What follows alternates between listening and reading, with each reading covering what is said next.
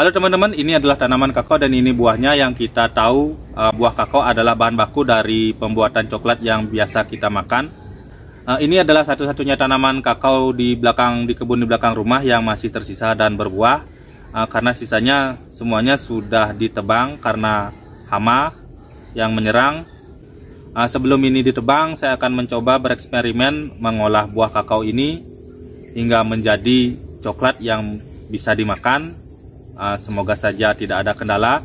Mungkin nanti proses pengolahannya akan berlangsung berhari-hari karena di sana ada proses fermentasi hingga pengeringan dan penggilingan. Yang belum subscribe jangan lupa subscribe, tonton terus sampai habis. Oke. Untuk konten ini saya jadi belajar dan mencari tahu bagaimana cara mengolah kakao hingga menjadi coklat dan bisa dimakan. Setelah saya cari tahu, dapat saya simpulkan ada dua model proses pengolahan biji kakao, yaitu tanpa melalui proses fermentasi dan melalui proses fermentasi. Jika tanpa fermentasi, di petani biji hanya dijemur setelah itu dijual. Di pabrik biasanya akan melalui banyak proses pengolahan dan menghasilkan banyak turunan produk kakao. Misal minyak kakao sebagai bahan kosmetik dan bubuk powder kakao untuk bahan makanan coklat seperti banyak yang ada di pasaran. Biji tanpa fermentasi memiliki nilai jual yang murah dan coklat yang dihasilkan rasanya kurang nikmat sehingga perlu penambahan berbagai bahan perasa agar enak. Jika melalui fermentasi, maka proses di petani setelah panen akan panjang karena biji difermentasi hingga 8 hari lamanya. Belum lagi penyortiran buah agar proses fermentasi berhasil. Namun nilai jualnya sangat tinggi dan coklat yang dihasilkan akan lebih nikmat meskipun tanpa penambahan esen. Seperti itu kira-kira yang saya pelajari dan yang saya tahu. Jika ada yang salah atau kurang, teman-teman bisa komentar di kolom komentar. Setelah buah dicuci, lalu saya belah dan saya keluarkan bijinya. Bijinya saya pisahkan dari serat intinya.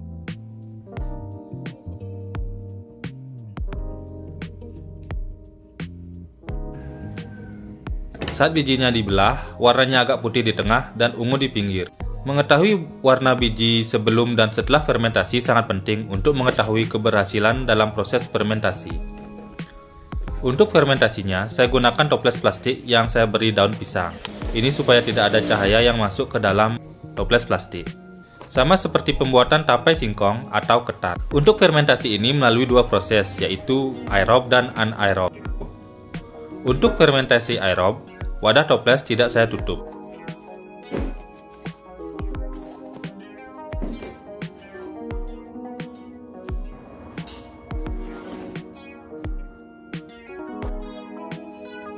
Sehari fermentasi, baunya mulai menyengat. Saya aduk-aduk biji kakaonya supaya semua bagian merata terfermentasi.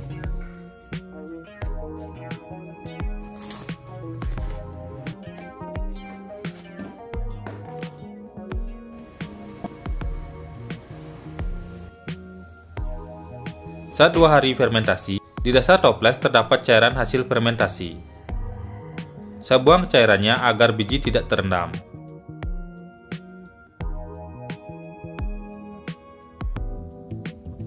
Saat dibuka, baunya sangat keras menyengat.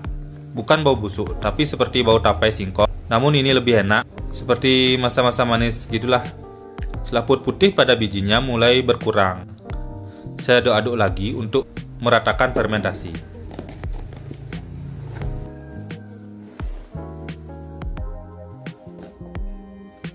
Hari ketiga fermentasi, masih ada cairan di bawah toples, tapi tidak banyak. Baunya masih keras, tapi tidak sekeras hari kemarin. Biji kakao semakin kecoklatan, agak keorenan, dan lapisan putihnya mulai mengering atau menghilang.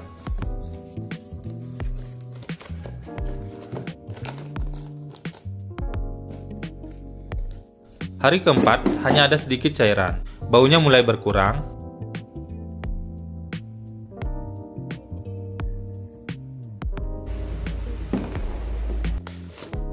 Biji kakao semakin berwarna oranye kecoklatan cerah.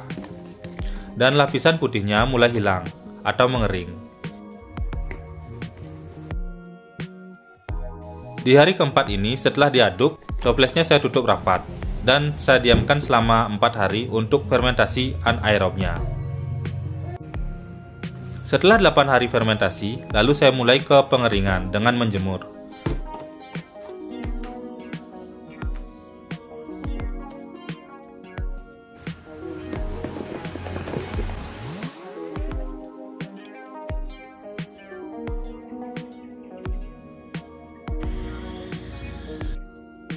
Saat bijinya dibelah, warna bagian dalam biji terlihat lebih ungu tua dan terasa tidak keras seperti awal persiapan fermentasi. Secara teori, ini berarti fermentasi berhasil dan berlangsung dengan baik. Saya jemur biji kakao pada panas matahari selama 3 hari. Setelah 3 hari penjemuran dan biji terlihat kering, saya sudahi penjemuran. Lalu saya lanjutkan ke proses pemanggangan. Karena tidak punya oven, saya sangrai biji kakao dengan wajan dengan api kecil.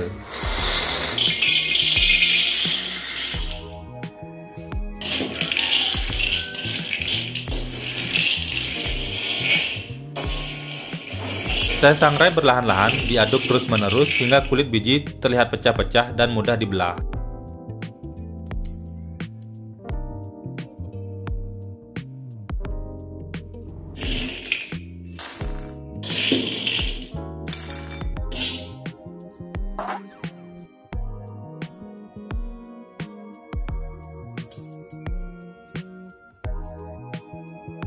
Setelah disangrai, lalu lanjut untuk mengupas kulitnya.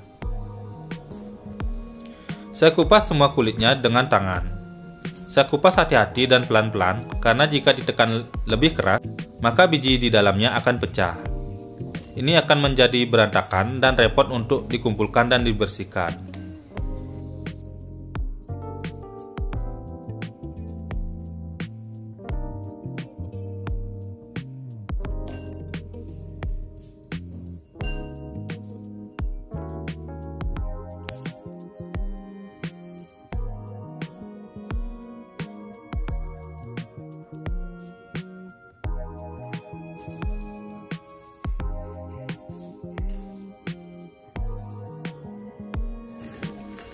Setelah semua biji dikupas, lalu biji kakao saya giling dengan mesin blender.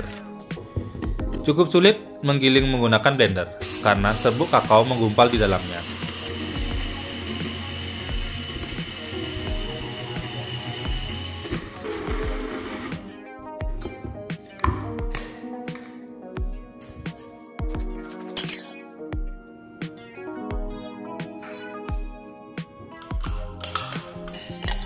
Hasil penggilingan dengan blender terlihat agak kasar seperti pasir.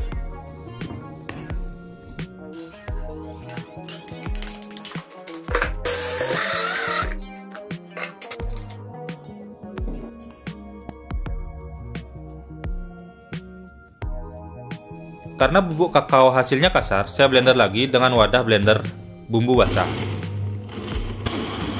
Hasilnya lebih halus dari sebelumnya. Minyak kakaonya juga keluar, membuat gumpalan bubuk kakao atau coklat terlihat basah.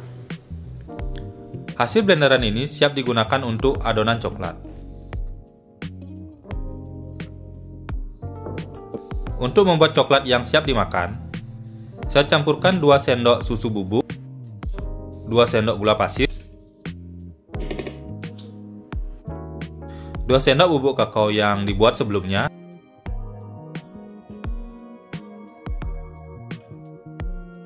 dan 2 sendok minyak goreng. Lalu saya blender hingga terlihat encer.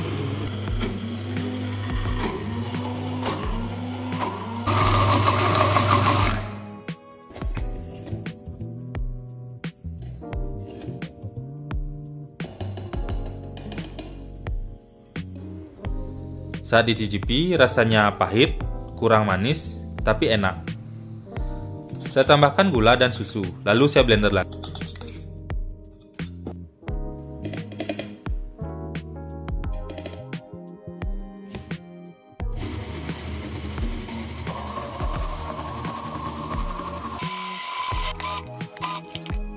Setelah selesai, saya coba lagi. Pahitnya berkurang, tapi ini lebih enak dari sebelumnya.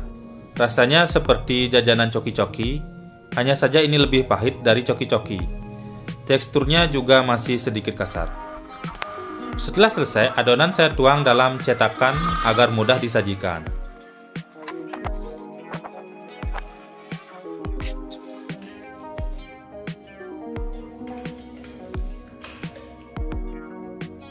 Untuk mempercepat proses pengerasan, saya taruh di dalam freezer kulkas.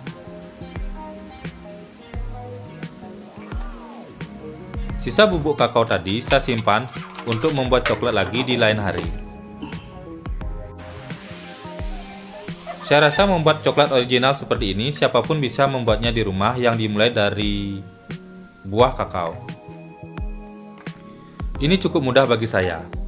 Hanya saja untuk membuat coklat batangan yang memang benar-benar enak, perlu resep dan percobaan berkali-kali agar rasanya pas di mulut.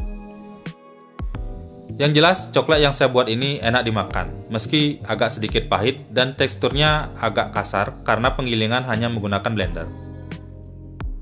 Buat teman-teman yang sudah menyimak tutorial kali ini, bisa beri like jika suka, tekan tombol subscribe bagi yang belum subscribe.